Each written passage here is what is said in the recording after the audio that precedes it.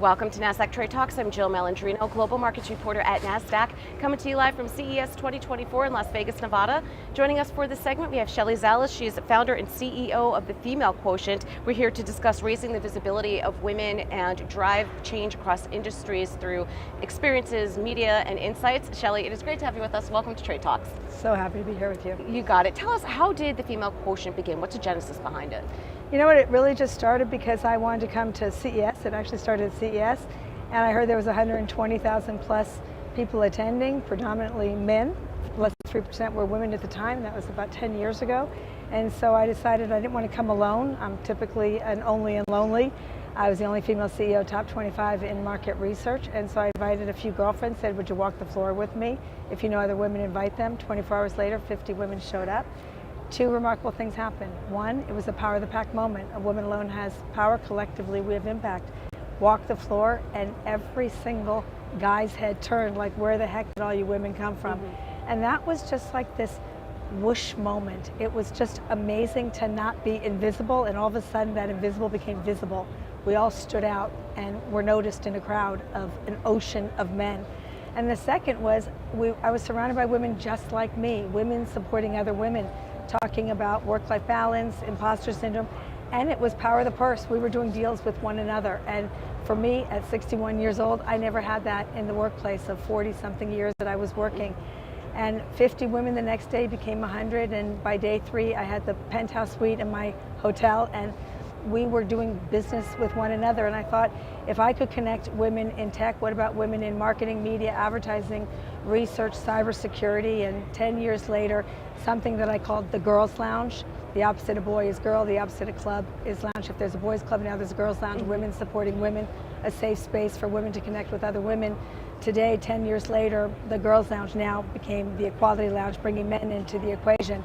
We have over 3 million women around the globe, across every industry, the largest global community of women in the workplace, under the umbrella, the Female Quotient. And yeah, I mean, the efforts are certainly being noticed by the Female Quotient and other industry groups that really align with female, whether it's in business or tech. And I noticed it too on my show as we have guests come through, there are more women in tech, certainly more women in digital assets, and you're seeing the broadening out of, just in my little pond of more female representation on the show, which is amazing.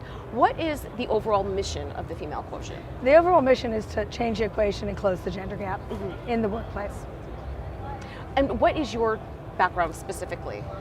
Believe it or not, I went from the business of market research to the business of equality. And in market research, I migrated research from offline to online in a day and age where only wealthier men were online with broadband connection. So that was quite a long time ago. I pioneered online research. So if you've ever taken a survey on the internet, sorry, not sorry, I migrated that research. So if you've ever taken those shitty surveys on the internet, I'm the mother of that invention. Well, I'm sure there are a number of companies that thank you for that, for sure. Let's talk about the Female Quotient's efforts to drive more equitable experiences when it comes to AI.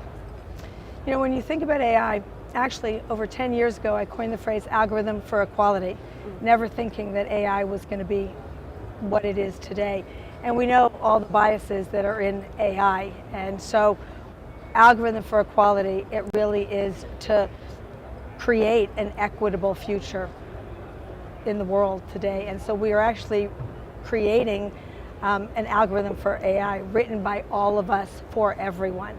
And that is what we're doing now. We're drafting sort of a credo or manifesto of how to create or take the bias out of AI.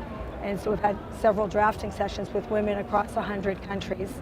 And we want to put that out to the world to create a framework and to create the questions and the thoughtfulness that we should be asking ourselves as we're creating that, so that representation matters and we should all be seen in the algorithm. All right, well, I certainly look forward to covering that, Shelley. Appreciate the insight. Thanks for joining us on Trade Talks, and thanks for joining me from CES. I'm Jill Malandrino, Global Markets Reporter at Nasdaq.